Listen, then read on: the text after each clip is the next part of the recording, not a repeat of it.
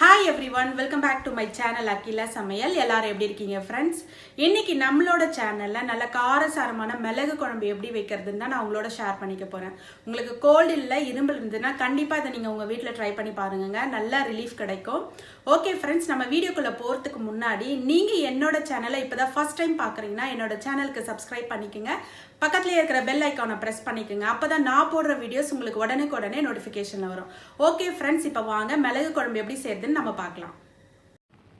மிளகு குழம்பு செய்கிறதுக்கு ஃபஸ்ட்டு புளி ஊற வச்சுக்கோங்க. ஒரு எலுமிச்சம்பழம் அளவுக்கு புளி போதுமாக இருக்கும். நான் இங்கே குழம்புக்கும் ரசம் ரெண்டுத்துக்குமே சேர்த்து ஊற வச்சுருக்கேங்க. அதனால் அதிகமாக எடுத்திருக்கேன். நீங்கள் குழம்புக்கு மட்டும் ஒரு கொஞ்சமாக இதில் பாதி அளவுக்கு போட்டு ஊற வச்சுக்கோங்க. புளி எப்போவுமே கழுவிட்டு ஊற வச்சுக்கோங்க. சம்டைம்ஸ் அதில் மண் முடியெல்லாம் கூட இருக்குது. ஸோ கழுவிட்டு இங்கே புளி ஊற வச்சுக்கிட்டேன். அடுத்ததாக பூண்டு வெங்காயம் எல்லாத்தையும் நம்ம நறுக்கி வச்சுக்கலாம். நான் இங்கே நாட்டு பூண்டு ஒரு பெரிய பூண்டை உரித்து வச்சுருக்கேன். 3 காஞ்ச மிளகா, அதுக்கப்புறம் பாதி சின்ன வெங்காயம் நறுக்கி வச்சுருக்கேன். ஒரு பெரிய வெங்காயம் 1 எடுத்திருக்கேன். சின்ன வெங்காயமே போடணும்னு நினச்சேன். எனக்கு க்ளீன் பண்ணி உரித்து எடுக்க டைம் இல்லாதனால பாதியாக எடுத்து வச்சுருக்கேன். அதுக்கப்புறம் தக்காளி 2 நறுக்கி வச்சுருக்கேங்க. அவ்வளோதான். இப்போ நம்ம குழம்பு தாளிக்க ஸ்டார்ட் பண்ணிடலாம். எப்போவுமே காரக்குழம்பு, வத்தக்குழம்பு இந்த மாதிரி குழம்பெல்லாம் நீங்கள் சட்டியில் வச்சிங்கன்னா ரொம்ப நல்லாயிருக்கும். இப்போது நல்லெண்ணெய் ஊற்றிக்கலாம். இந்த குழம்புக்கு நல்லெண்ணெய் தாங்க டேஸ்ட்டாக இருக்கும். தேவையான அளவுக்கு எண்ணெய் ஊற்றிக்கோங்க. எண்ணெய் உங்களோட விருப்பம்தாங்க. இதுக்கு கொஞ்சம் அதிகமாக எண்ணெய் இருந்தாலும் நல்லாயிருக்கும். நம்ம ஒரு 2-3 நாளைக்கு கூட அதை வச்சு சாப்பிடலாம். ரொம்ப டேஸ்ட்டாக இருக்கும். நான் இங்கே கடுகு உளுத்தம் பருப்பெல்லாம் தனித்தனியாக பிளேட்டில் எடுத்து வைக்கல. அப்படியே என்னோடய அஞ்சரைப்பட்டி மசாலா பாக்ஸ்லேருந்து எடுத்து போட போகிறேன். எண்ணெய் நல்லா காஞ்சதுக்கப்புறம் கடுகு போட்டுக்கோங்க. கூடவே நீங்கள் சீரகம் கொஞ்சம் வெந்தயம்லாம் சேர்த்து போட்டுக்கோங்க. அப்போ தான் டேஸ்ட்டாக இருக்கும். வாசனையும் நல்லாயிருக்கும் நம்மளோட குழம்பு. சீரகம் ஒரு 1/2 ஸ்பூன் போட்டால் சரியாக இருக்கும். வெந்தயம் நிறைய போடக்கூடாதுங்க. சும்மா ஒரு 1/4 டீஸ்பூன் போட்டுக்கோங்க. அதுக்கப்புறம் எடுத்து வச்சுருக்கிற காஞ்ச மிளகாவையும் சேர்த்துட்டு இது எல்லாத்தையும் நம்ம எண்ணெயிலே ஃப்ரை பண்ணிக்கலாம். பூண்டு நசுக்காதீங்க. நம்ம முழு பூண்டு போட்டு தாளிங்க. ஏன்னா இது சின்ன பூண்டு தான். முழுசாக போடும் போது இன்னுமே நல்லாயிருக்கும். இந்த வெங்காயம் பூண்டெல்லாம் நம்ம சாதத்தில் பிசைஞ்சு சாப்பிடும் போது டேஸ்ட்டாக இருக்கும். ஏன்னா இதில் எந்த காயுமே நம்ம போட போகிறதில்ல. அப்போ அந்த வெங்காயம் பூண்டெல்லாம் முழுசாக இருக்கட்டும். பூண்டெல்லாம் நல்லா வறுபட்டு ப்ரௌன் கலராக ஆயிடுச்சு. இந்த ஸ்டேஜில் நம்ம கட் பண்ணி வச்சுருக்க வெங்காயம், அந்த சின்ன வெங்காயமும் எடுத்து வச்சுருந்தோம் இல்லையா, இதெல்லாம் சேர்த்துக்கலாம். அதுலேயே கொஞ்சமாக நான் கருவேப்பிலையும் எடுத்து வச்சுருந்தேன். இந்த வெங்காயம் கருவேப்பிலையெல்லாம் ஒன்றா போட்டு நம்ம நல்லா வதக்கிக்கலாம்.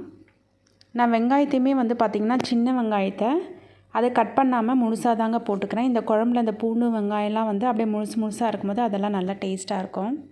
அப்புறம் குழம்புக்கு தேவையான அளவுக்கு உப்பு சேர்த்துக்கோங்க. வெங்காயம் நல்லா எண்ணெயிலே ப்ரௌன் கலராக ஆகிற வரைக்கும் வதக்கிக்கோங்க.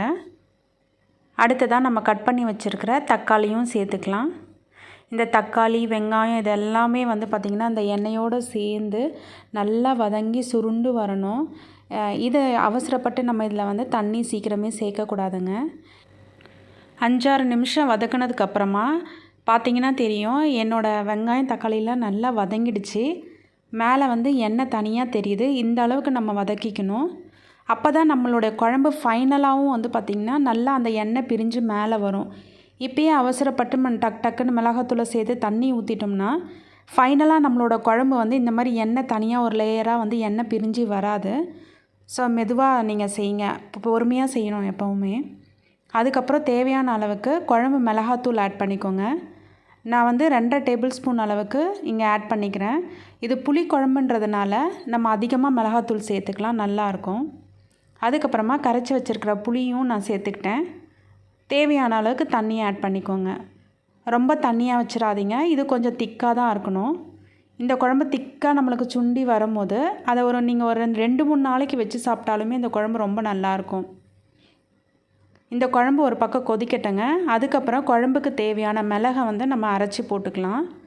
மிளகை அப்படியே நம்ம அரைச்சி போடக்கூடாது. அது வெறும் வாணலியில் நம்ம ட்ரை ரோஸ்ட் பண்ணி தான் அதை வறுத்துட்டு அதுக்கப்புறமா பொடி பண்ணி போடணும். நான் 2 டேபிள் ஸ்பூன் அளவுக்கு எடுத்திருக்கேன். அதை நல்லா ட்ரை ரோஸ்ட் பண்ணிக்கிட்டு மிக்ஸி ஜாரில் மாற்றிக்கிறேன். நல்லா படபடன்னு பொரிஞ்சு வந்துடுச்சு.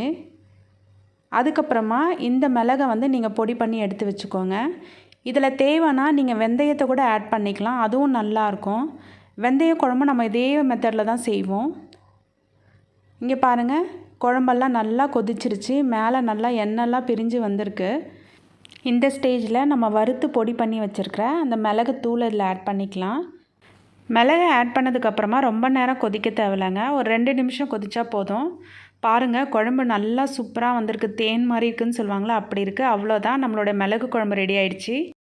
இந்த வீடியோ உங்களுக்கு பிடிச்சிருந்துச்சுன்னா லைக் பண்ணுங்கள், கமெண்ட் பண்ணுங்கள், உங்கள் ஃப்ரெண்ட்ஸோட ஷேர் பண்ணிக்கோங்க. இன்னும் ஒரு சூப்பரான வீடியோவில் நான் உங்களை மீட் பண்ணுறேன் ஃப்ரெண்ட்ஸ். ஓகே, தேங்க்ஸ் ஃபார் வாட்சிங். Bye bye.